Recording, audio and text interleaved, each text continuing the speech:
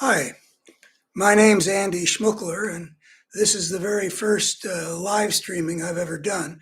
It's a case of my family's younger generation getting this old dog to learn new tricks, and I'm excited about the idea. I've done a lot of radio, so this is not entirely a new medium, but substantially it is.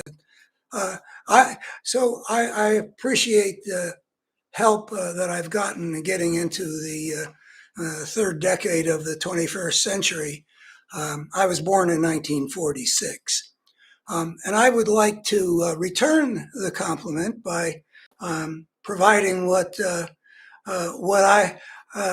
age has done for me, that I've devoted my whole life to understanding the forces that are at work in the human world, especially the forces that we need to understand better so that we can defeat them or take essentially, I mean, that's one way of looking at it, but at least to take power away from the forces that make our world worse. And you can only, look around Ukraine, Gaza, uh, uh, Trump talking about all the people that oppose him being vermin, um, to know that there are forces at work that are destructive. And I've been spending well over a half a century trying to understand them. The last 20 years, I've been focused on what's going on in America, on what I perceived vaguely in the early 90s and quite starkly in 2004, which is the rising force of fascism in America and the increasingly serious threat that it poses to the survival of American democracy. And I care quite a bit about the survival of American democracy. I mean, the alternative, we have seen what the alternative is like.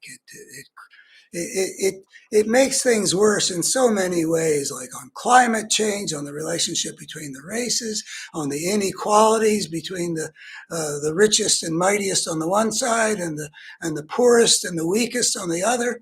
It's bad in every single respect. And if we care about anything, we got to care about this kind of thing. So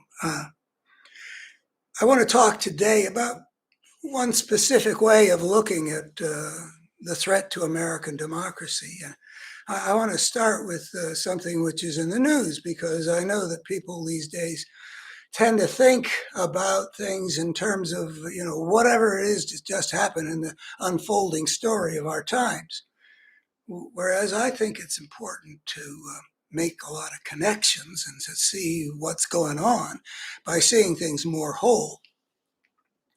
So I want to start with that remark of Trump's that was quite remarkable, where he talks about left-wing thugs and and vermin living in the like an infestation. I mean, first of all, I appreciate that there are people in the journalistic world that have made the connection that should be made, which is that you can lay that language, basically what Trump said, right next to things that Hitler and Mussolini said, and that clearly led to some terrible things. So I think that that's an important connection to make. But there are more connections that need to be made. For example,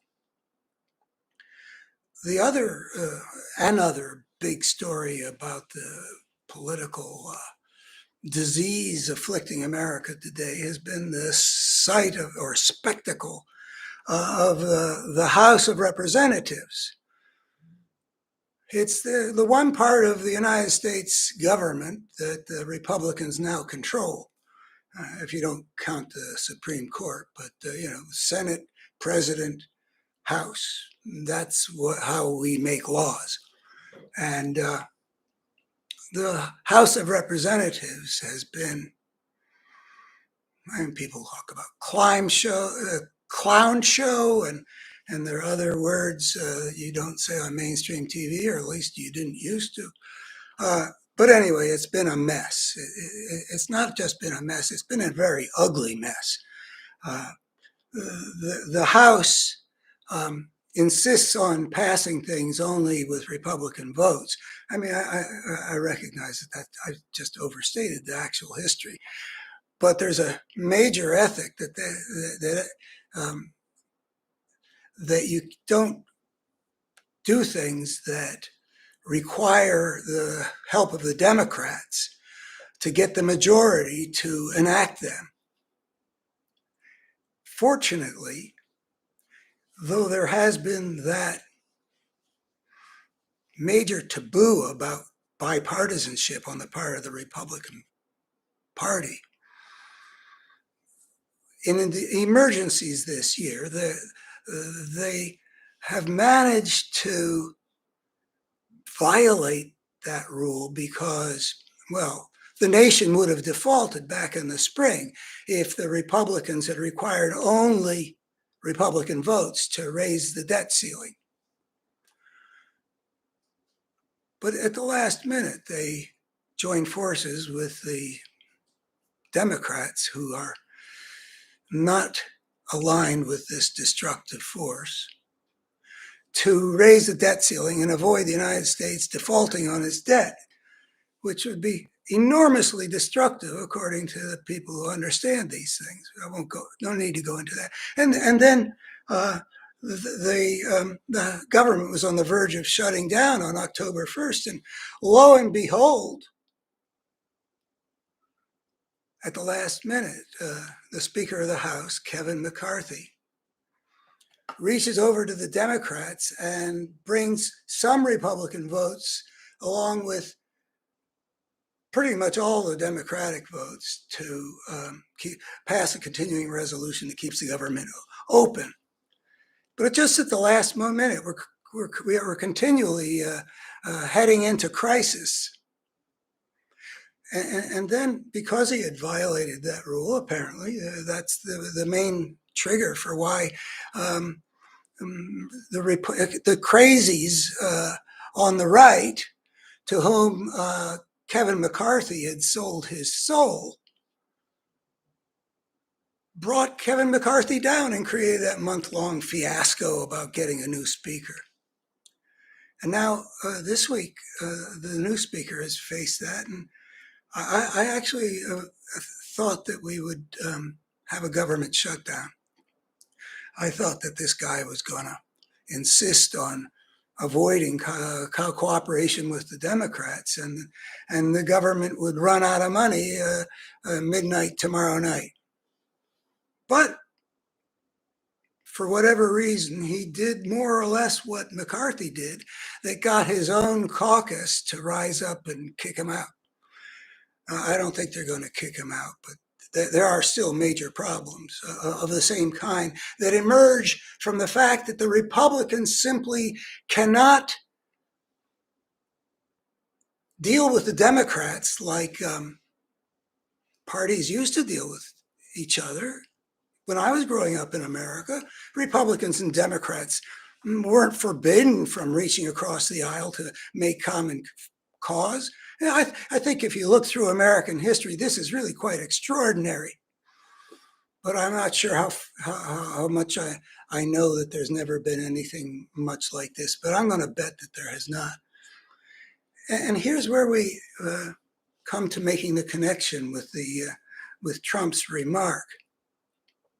I'm going to say, and I think I know what I'm talking about, that the main reason why the Republicans cannot cooperate with the Democrats is that the right-wing culture has been working for several decades to demonize people on the other side. That is itself a pattern to take a look at. Demonize those on the other side. You look through human history, and this is a phenomenon almost invariably connected with considerable destructiveness.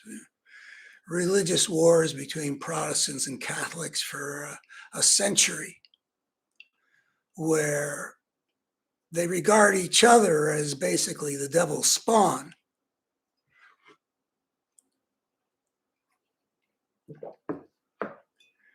Demonizing was at the heart of what Hitler did to get to power.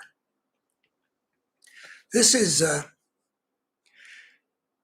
something that I had a ringside seat in seeing. I'm a liberal intellectual guy.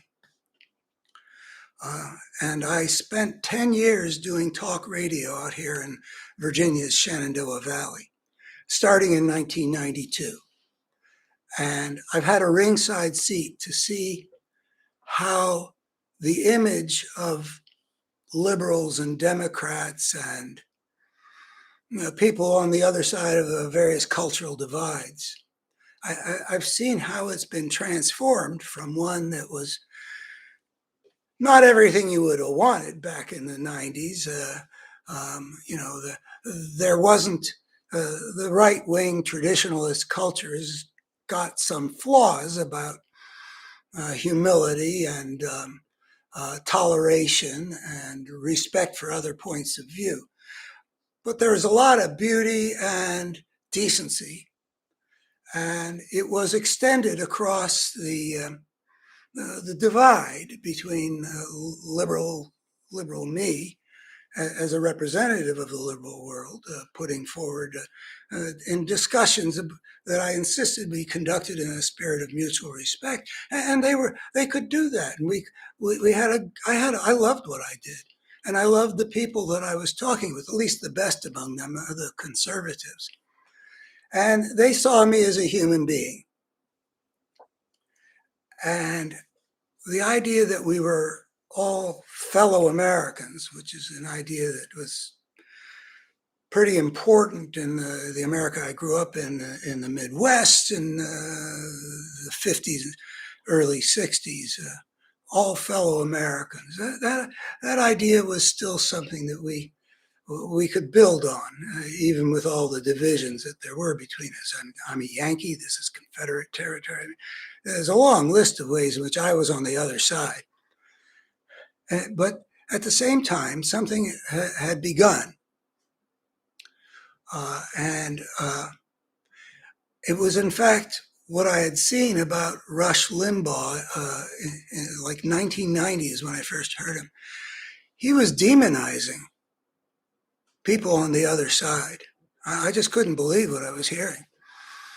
And I learned, I just happened to hear him in 1990. I couldn't believe what I was hearing. And then I discovered this guy was a national force, with 20 million ditto heads. I don't know if we had that already, but that's why I went into radio. I was trying to counter the kind of thing that he was doing. And it's every level, including the level of whether or not we deal with people on the other side in the sneering, scornful, distortive way that he was doing.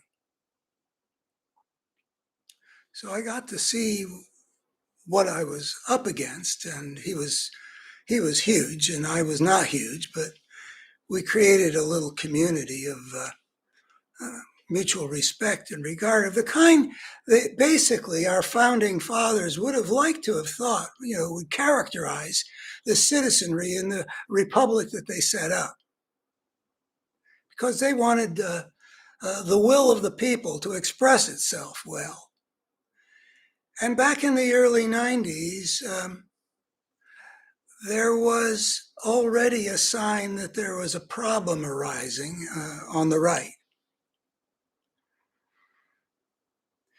And then Newt Gingrich joined Rush Limbaugh, being among the major propagandists who would engage in the demonization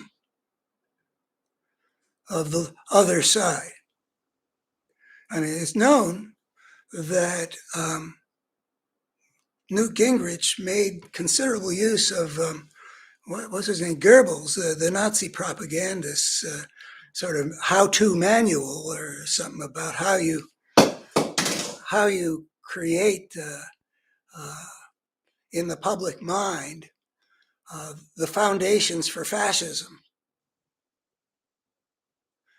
And I've had trouble finding stuff that I read about it, back toward the end of the 90s about what Gingrich was doing and his techniques. He would use the word abnormal whenever talking about Democrats and liberals. There was an incident where some woman drove her kids into a lake in South Carolina to drown them, actually murdered her own children. And Newt Gingrich pounced upon this to establish that this is the evil of liberalism displayed for the nation to see. It turned out that this woman was the stepdaughter, maybe who had been abused, of some prominent Republican in South Carolina, something like that. But, Gingrich didn't care about making things true. None of it basically is true. I've said to conservatives back in the 90s on the radio when we could still talk, and nowadays when I have a weekly op-ed that goes out into this world, I've said that liberals are just as good people on balance as conservatives by any reasonable standard. And I'm in a pretty good position to judge that. But we've got this demonization beginning.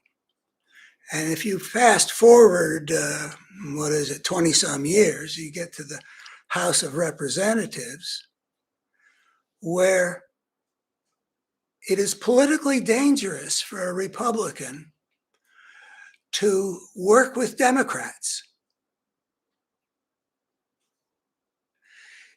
You put yourself in peril if you're treating Democrats as people worthy of respect, who are our fellow Americans, that we are called upon to work together with to produce the best possible outcome for the people of the country and for the nation itself. The obvious job. But if they are evil, the Republican base, having been taught to see them as evil, abnormal, baby killers, groomers,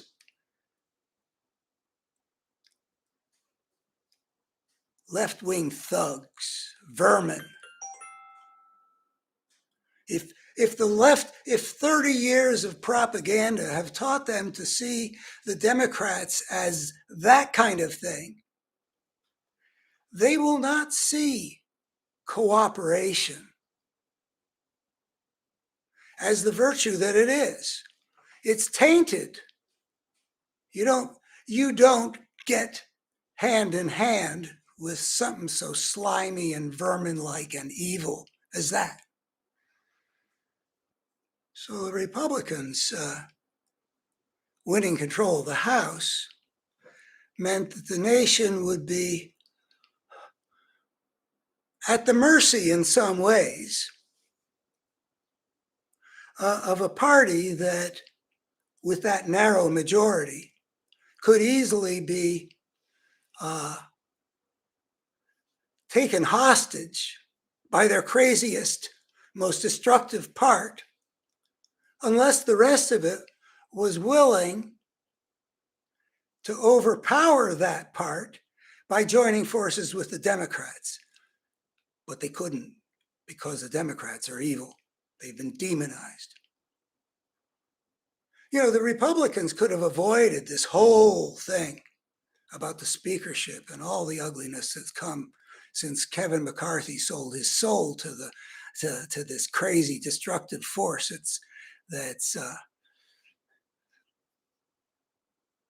cannot tolerate a cooperative relationship. The Republicans can't pass anything without either the crazies or the Democrats. And the reason is the Republicans have been, and the right-wing media and Fox News and Karl Rove took up what Gingrich and Limbaugh did, and now Trump is talking about Vermin.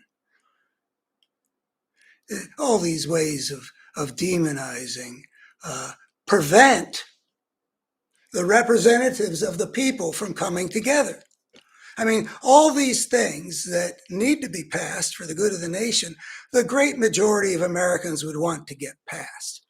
And if they were put on the floor of the House, they would pass by, as we've seen repeatedly every time this happens, including this week, 127 Republicans and 200 and something Democrats joined together to keep the government open for at least another couple months.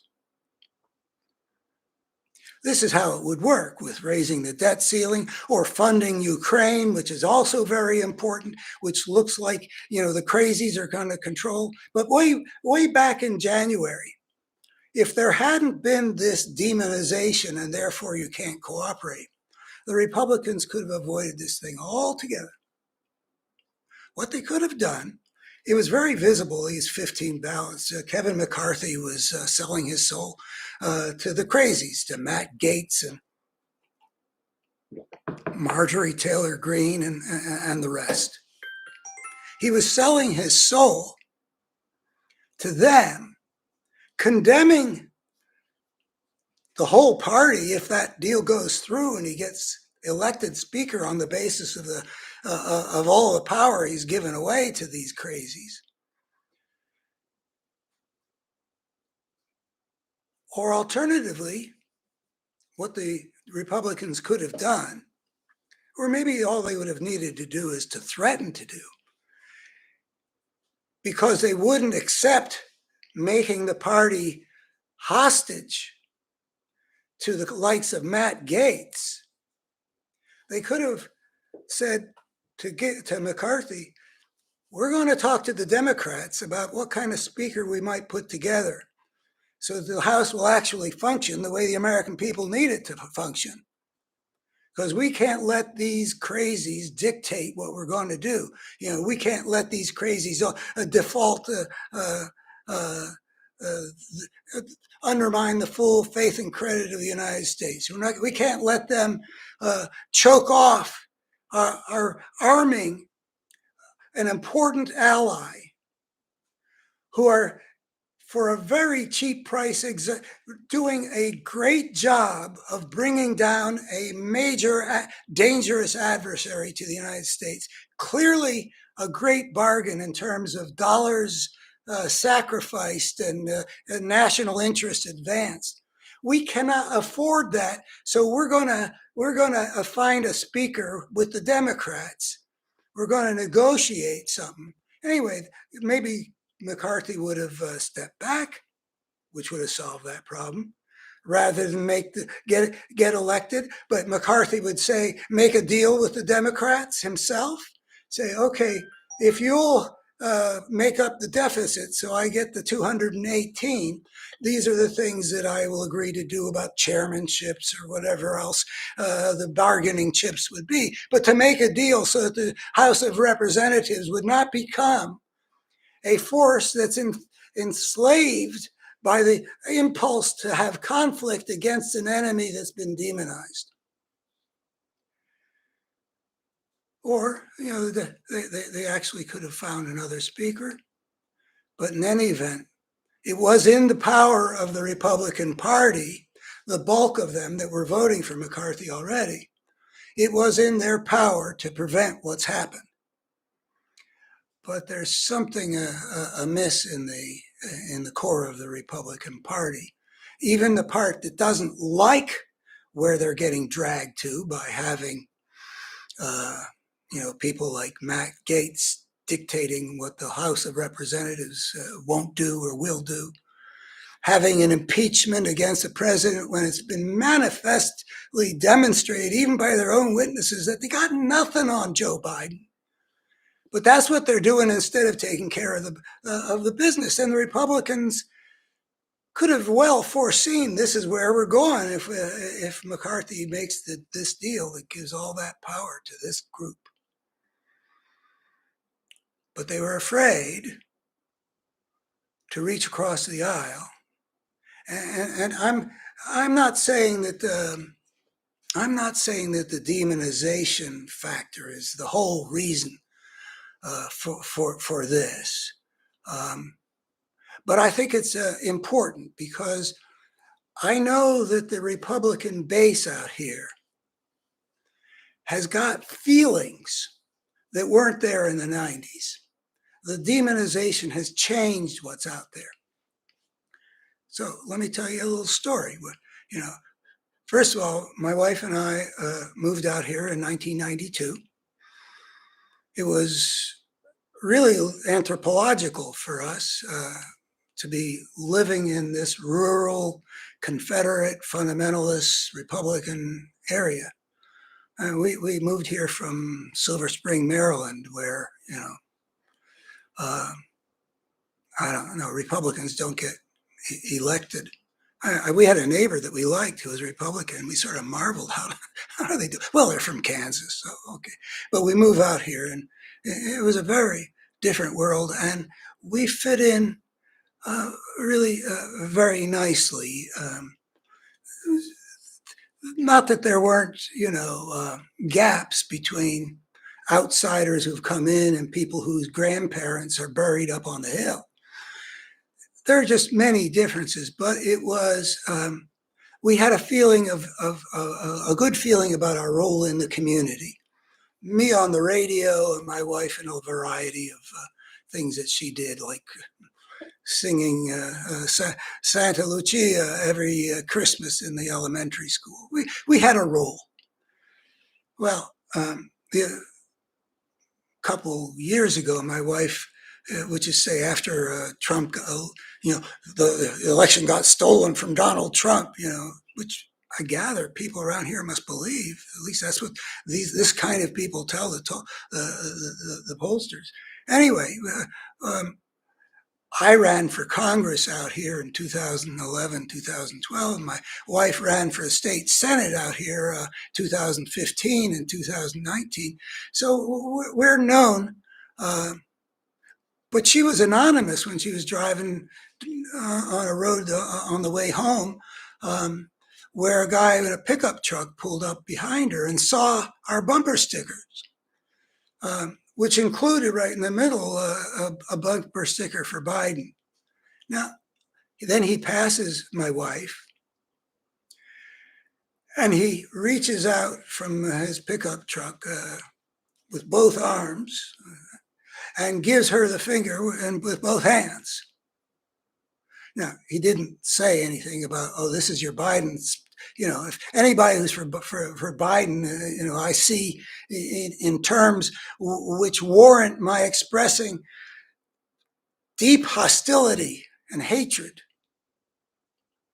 Well, that didn't exist out here before. And as we've conducted politics, it has changed too. I mean, our liberal friends who live in the area, there's a lot more fear about, do I dare put a campaign sign out on my yard? Things like that. I mean, people are afraid, and they've experienced. And there's a story my wife was told about. I had a conversation with somebody who's had the experience of doing something really nice for a Republican, traditional, local type person, and the person being surprised and saying, "I had no idea that a Democrat could be kind." So this is a tool. I want to emphasize that. When you look at the forces at work in the human world, which, as I said, is my business, it is there are tools that can be seen for what might be called a force of brokenness, which is like a coherent force that consistently makes things worse. Let me not go to that level, but there is something to be seen there. Let's just say if you were a group of people, I prefer to speak of it as a force, but forces are made up of, though they're more than the whole of some of their parts, but there would be a bunch of people. And who are the people behind Rush Limbaugh that kept him on the air? Who are the people, who all joined forces with the Koch brothers? You could, what about Liberty University down?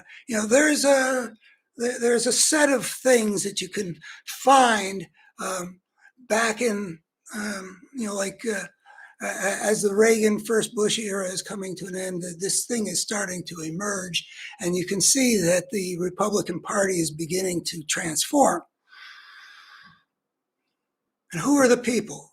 Okay, there's a whole set of people, and part of that helped worked to put Rush Limbaugh into the position of being the Godzilla of talk radio. He was not a big moneymaker at first, but something was backing him. What was that? Well, there's also you can see there's a memo called the Powell Memo from the early 70s. Anyway, there's a plutocracy that you can see working. And then there's something that seems to be left over from the Civil War era that's sort of after the Civil War took the form in the South of the Jim Crow South. And then there is the world that I got a chance to observe, having my eyes open in the 1950s when desegregation was called for, and what surfaced about electing governor of Georgia, a guy that comes out of his restaurant with an axe handle to threaten people who wanted to have an integrated society. So we could see all those things that are sort of coming together and that we're working through Rush Limbaugh and Newt Gingrich, and ultimately people like Tom DeLay and Dick Cheney and Karl Rove and George W. Bush, though I've never fully figured him out. But there was a group of people who were advancing certain ways of transforming America that are almost all identifiable as being a pattern that we've seen throughout the last century as being characteristic of fascism. But we don't have to use that word, but basically that's what's going on. Or it could be plutocracy, and there's, with Trump, it has a particular authoritarian, dictatorial flavor. But there's a sort of coherence to this thing. And a tool that it has used is to demonize the other side. So you've got a whole lot of people listening to Rush Limbaugh and otherwise being influenced by other aspects of the right-wing world that are emerging and gaining more power, that the people are getting messages that affect their perceptions and their passions, so that the guy who leans out of the pickup may not be typical of this otherwise rather polite traditional conservative society out here in the Shenandoah Valley. But he is expressing something that is there. And it got there because this tool operated on them. And what is true about the area that I live in is going to be essentially true of the whole Republican electorate. Not 100%, but we can see from the huge lead that Trump has for the Republican nomination. I mean, who would have believed? But the Republican base is in a place where it wants to choose this guy to be our president. I mean, it was amazing enough that they would, in 2016, choose a guy who was a bully, a liar, was into abusing his power to humiliate other people, who is definitely self-serving and seemed to hold nothing sacred and didn't care about anything much. But I mean, all that was visible in 2016. And it was kind of amazing that people would want to have to give the powers of the presidency to a guy who was just the opposite of the kind of person you should give presidential powers to. Just the opposite. But then now, that same Republican base here, and I imagine it's going to be basically true, that a majority of the Republican base are going to vote for Trump, and barring the very unforeseen, are going to make him the Republican nominee, even after everything we've seen. I mean, you never saw such an impeachable president. And we've never had somebody attempt a coup d'etat with a big lie about the election having been stolen, when all the evidence shows he's the one that's trying to steal the election. And yet, this Republican base is in a frame of mind where they are not motivated to do something constructive for the society. And between Biden and Trump, in terms of how much is this guy motivated to do something constructive for America? You know, like what the Constitution had in mind, that the representatives of the people will express the will of the people and protect the interests of the people and help the nation advance. I mean, Trump doesn't even pretend to stand for any of that. What he stands for is conflict and domination. And the demonization is part of that. It has cast half of America into the role of evil in the eyes of the other half of America. And let's take a look, too, about how this is sort of a fine instrument to use to break up American democracy. The Constitution is supposed to be a vehicle by which the will of the people gets translated into how power gets exercised. It's flawed, but a brilliant and valuable thing that they achieved. I think that what they did in 1787 is one of the great achievements of humankind. It was an attempt to control power. Everything we look about the checks and balances and all that were ways of preventing power from being used corruptly, and to allow the people to make the government an instrument of their will, with protections. The Electoral College is a problem, but also the will of the people obviously is not without flaw. But to go back to, we're talking here about demonization as a means of accomplishing that age-old strategy of divide and conquer. If half of America feels about the other half the way the demonizers led the Republican base to feel, then they will punish people who reach out to work with them. And that, there are Republicans who have lost their seats because of this kind of a thing. And we have so much gerrymandering that this compounds the problem, by the way, because we've got all these people, like in the House of Representatives, who are in such gerrymandered districts that they really don't have to worry. If they get the Republican nomination, they don't have to worry about winning the election. But they do have to worry that if they're too squishy, if they act all like rhinos, that they will be primaried from the right. So this keeps the Republicans scared. And so the ones who have not embraced fascism allow themselves to be intimidated by fascism to go along with it. And it keeps the people divided. The feelings in the Republican base mean that the Republicans in the House will feel afraid of doing what the Constitution would have hoped that we would do, which is to let the majority of the people have their will. That's what happens when 300 people in the House of Representatives vote for a bipartisan bill that wouldn't have gotten even to the floor if the crazies weren't in control of the whole Republican caucus.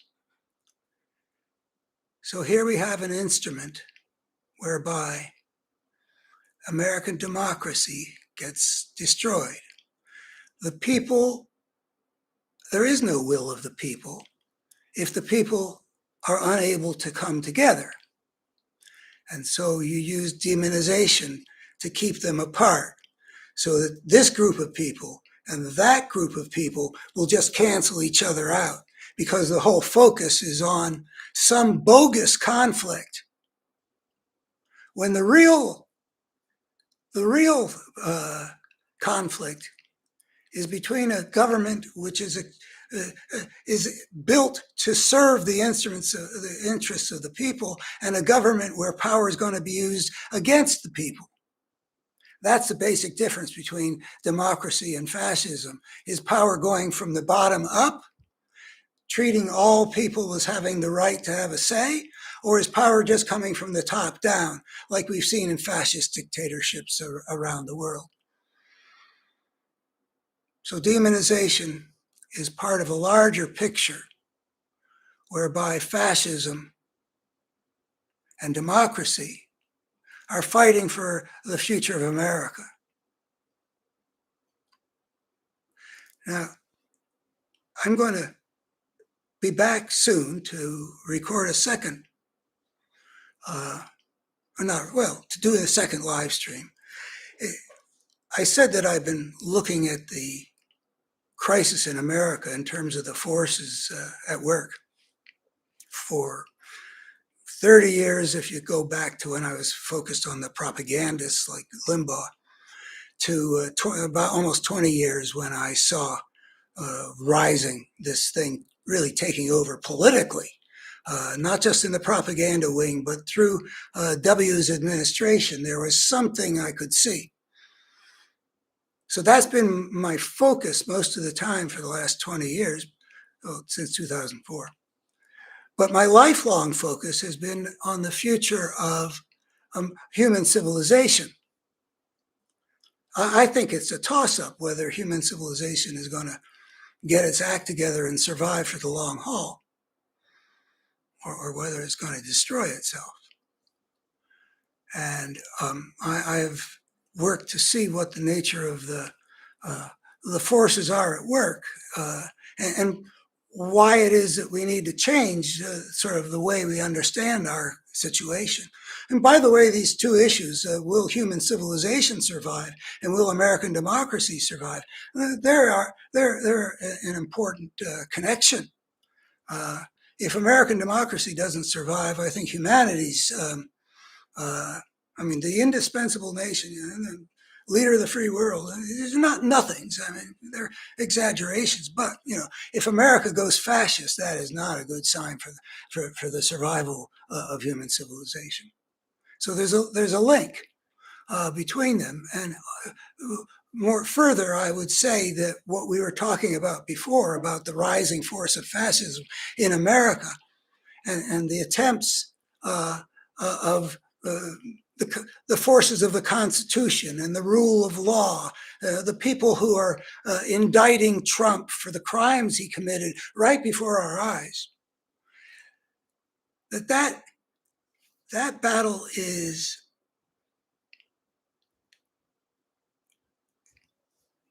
it is part of it is a battlefield where a major skirmish is taking place, but it is part of a still bigger picture, which in the present time includes things like Putin's invasion of Ukraine, and it includes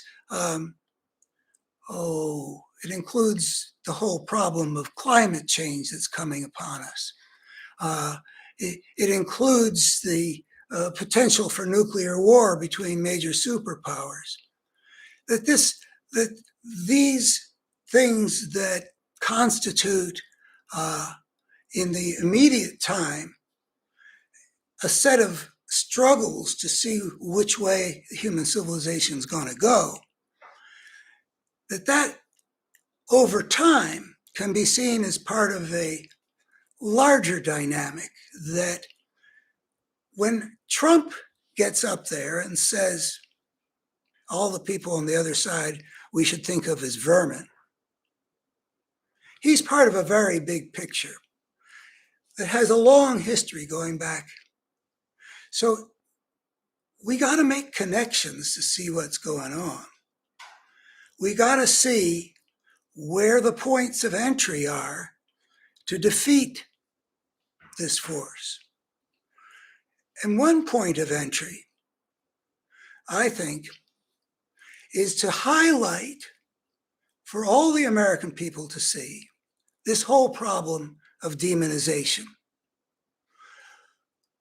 I think we need to call upon the people who are in that give a person the finger because they've got a Biden sticker consciousness of in the Republican base, and work at demanding, challenging, requesting, showing the appropriateness of seeing their fellow Americans as worthy of respect, and as people worthy of finding common ground with for the good of our children and our grandchildren, and to make America great again, truly